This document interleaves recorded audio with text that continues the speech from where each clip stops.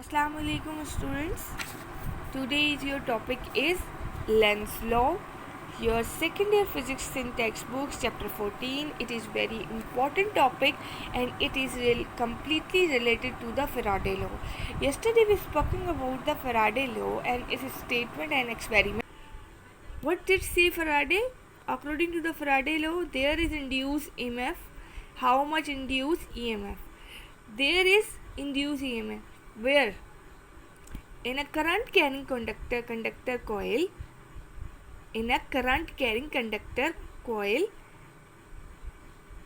change the magnetic field and also change the magnetic flux, then it's induce the current, induce EMF.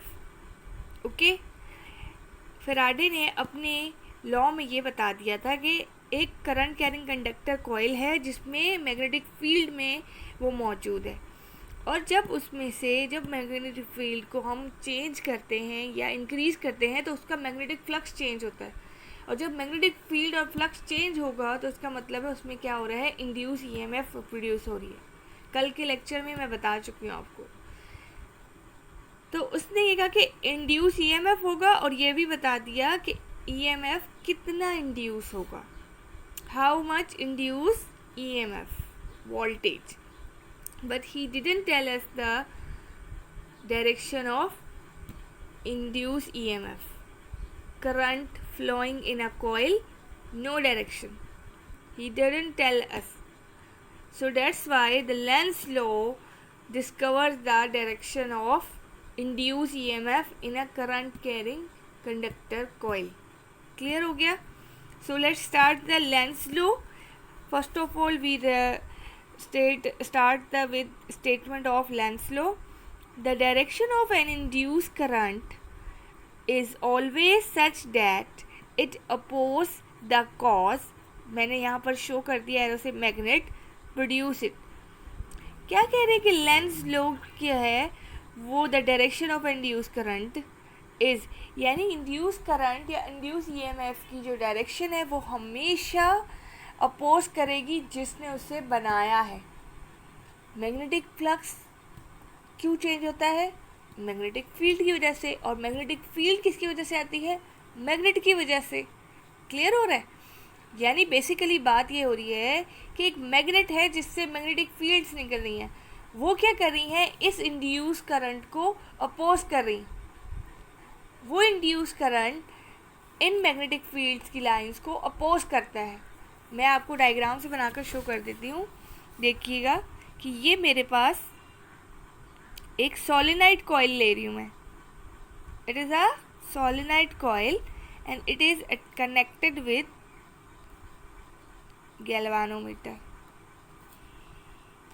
and there is a magnetic and it is a north pole and it is a south pole.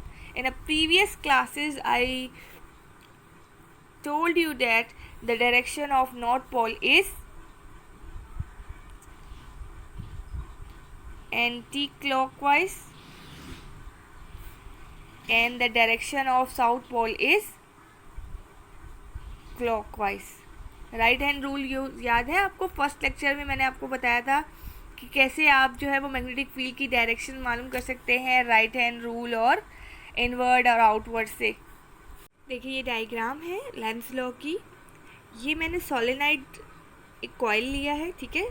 This is the solenoid coil and it's connected with the galvanometer and it is a magnet. ये magnet की north pole है और ये इसका south pole है.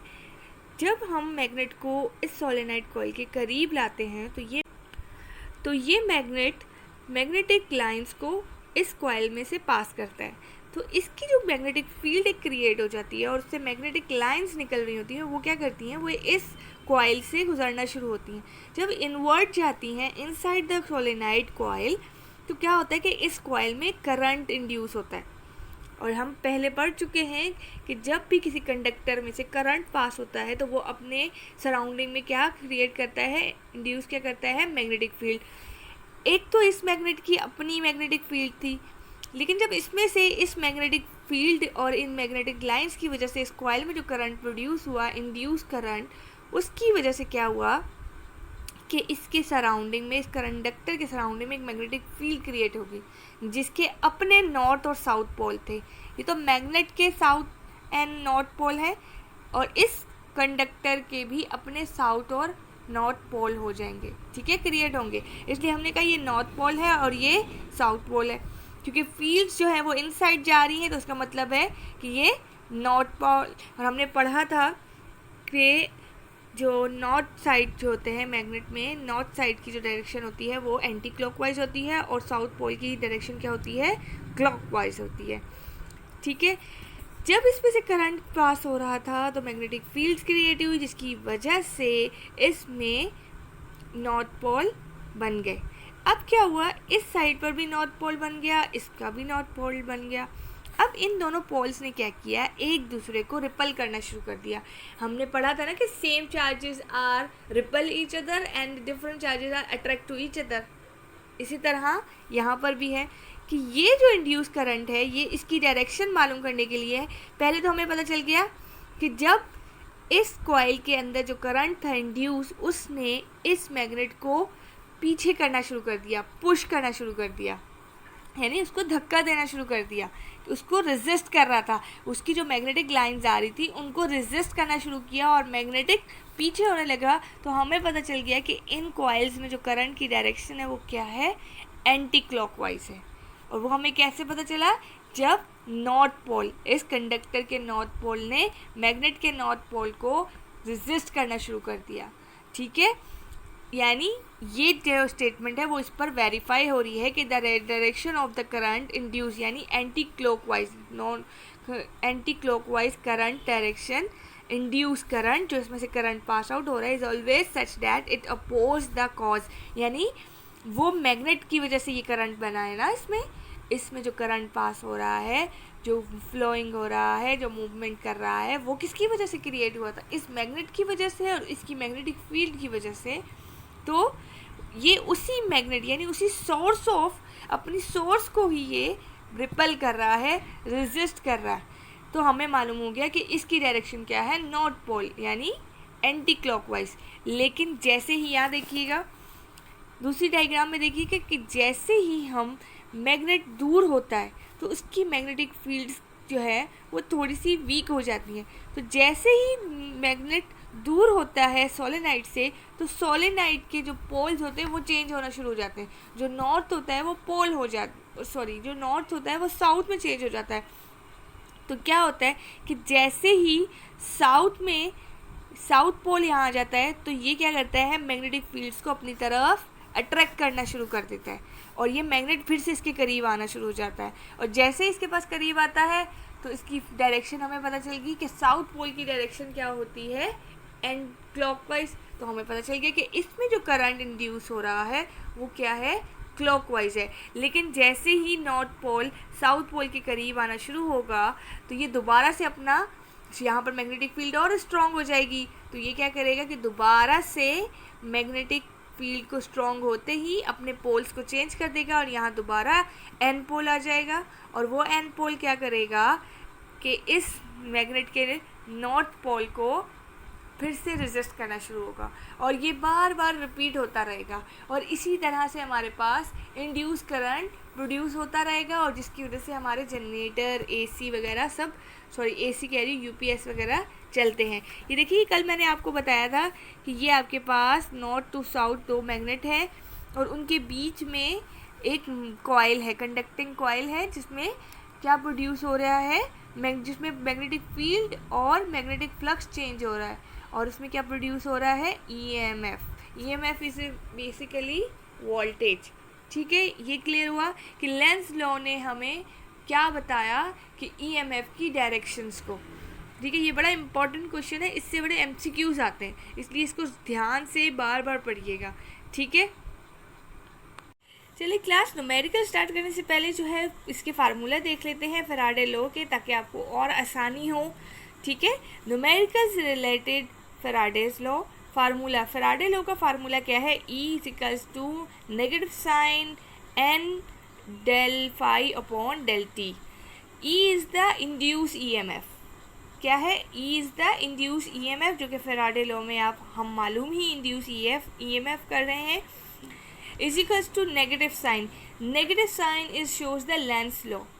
Y? Because Lenz law current, induce current जो है वो अपोज कर रहा था मैग्नेटिक फील्ड को, तो अपोजिट साइड में जा रहा था, तो इसलिए ये नेगेटिव साइन किसको शो करती है हमारे इस फार्मूले में, लेंस लॉ को.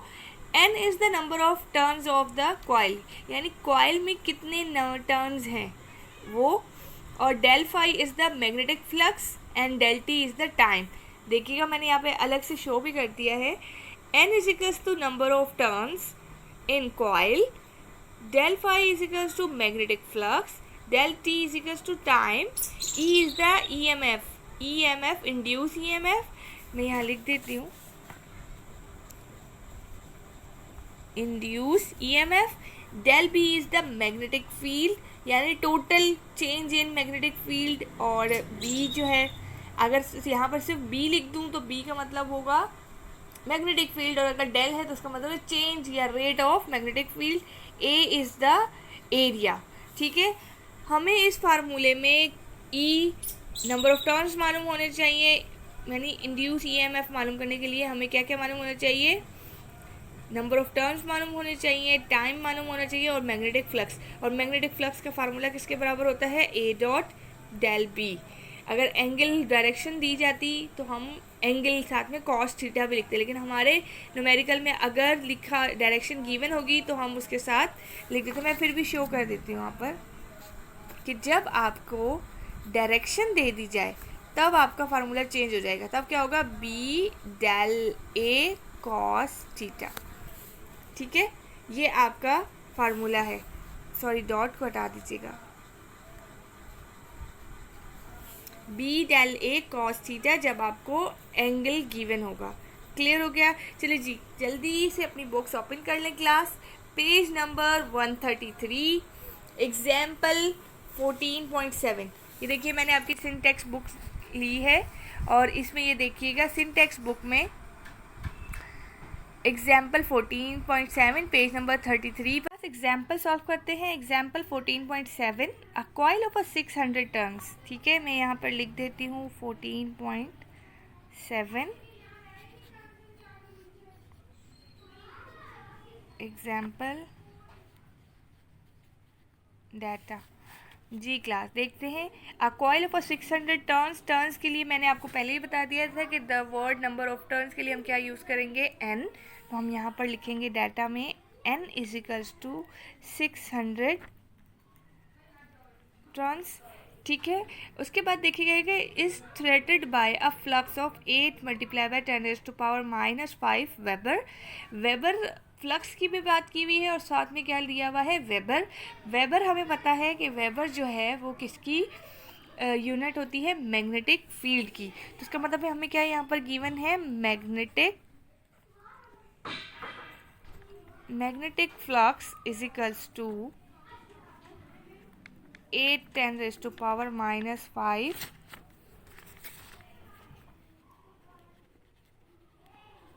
वेबर्स.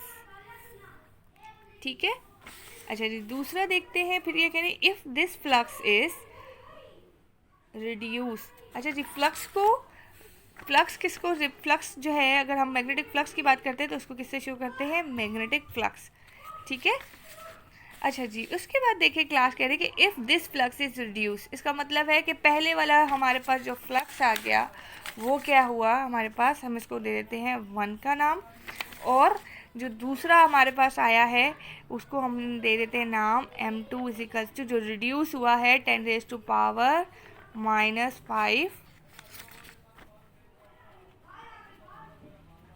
वेबर्स. ठीक है क्लास, आगे देखिए क्या कह रहे हैं.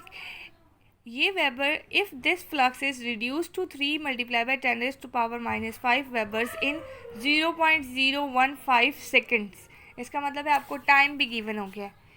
तो del T is equals to 0.015 seconds.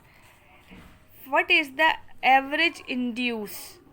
Average induce मालूम कर रहे हैं, यानी EMF मालूम करनी है. EMF ई मालूम करना है। सॉल्यूशन की हेडिंग डालेंगे वी नो डैट, चलिए वी नो डैट ईएमएफ का फार्मूला क्या है फराडे लॉ के मुताबिक, E is equals to minus N del pi divided by del T. ठीक है, फ्लक्स के लिए हमें इन दोनों को ऐड करना, माइनस करना पड़ेगा। तो सबसे पहले हम क्या, we know that EMF is equals to minus N del phi upon del t, number of turns magnetic flux divided by rate of time। ठीक है, अब हमारे पास नंबर ऑफ टर्न्स भी गिवन है, टाइम भी हमें गिवन हो चुका है। क्या गिवन नहीं है, डेल पाई। हमें मैग्नेटिक फ्लक्स m1 और m2 दिया हुआ है, यानी magnetic flux m1 magnetic flux 2 दिया हुआ है। तो हम सबसे पहले क्या मालूम करेंगे, चेंज इन यानी रेट ऑफ मैग्नेटिक फ्लक्स मालूम कर लेंगे। मैग्नेटिक फ्लक्स के लिए हम यहाँ पर del m1 minus pi magnetic flux m2 लिख रहे हैं। बेसिकली जब भी हम किसी चीज़ को चेंज करते हैं यानी रेट ऑफ चेंज मालूम करते हैं तो हम फाइनल को इनिशियल में से माइनस करते हैं, लेकिन यहाँ वो केस नहीं है, यहाँ डिफरेंस नहीं कर रहे, यहाँ पर रिड्यूस हो रहा है, यानी फाइनल इनिशियल में से फाइनल रिड्यूस हो रहा है। तो इसलिए हमने कहा कि फाइनल इनिशियल जो तो हमारे पास 8 था, उसमें से जब मैग्नेटिक फ्लक्स रिड्यूस हुआ 3%, तो टोटल फ्लक्स हमारे पास कितना आ गया, 8 माइनस 3 कितना हो गया टोटल। तो हमारे पास यहाँ पर मैग्नेटिक फ्लक्स कितना आ गया, 5 आ गया। ठीक है, अब हम इस 5 को इस फार्मूले में पुट करेंगे तो हमारे पास हमारा आंसर आ जाएगा। मैग्नेटिक फ्लक्स मैं वैल्यूज़ पुट कर रही हूँ, माइनस एन की जगह मैं क्या लिखूँगी, 600, जो कि हमने डेटा में मालूम किया था। उसके बाद यहाँ मैं फ्लक्स मेरे पास कितना आया है, 5, और डेल टी मेरे पास कितना है, अच्छा मैं 5 के साथ 10⁻⁻5 भी लगाएंगे, तो ये 10⁻⁻5 डिवाइडेड बाय टाइम कितना आपके दिया हुआ है, 0.015। जब आप इन तमाम नंबर्स को डिवाइड करके मल्टीप्लाई करके फाइनल आंसर जो आपका आएगा वो आएगा -2.0 वोल्ट। ठीक है, ईएमएफ की जो यूनिट है वो है वोल्ट। ठीक है, बेसिकली मैंने आप लोगों को पहले ही बताया था कि EMF is also the voltage. ठीक है, ये आपकी एग्जांपल थी पेज नंबर 133 पर। इंशाल्लाह नेक्स्ट लेक्चर में इससे रिलेटेड और न्यूमेरिकल्स करेंगे। तब तक के लिए अल्लाह हाफिज़, अपना ख्याल रखिएगा।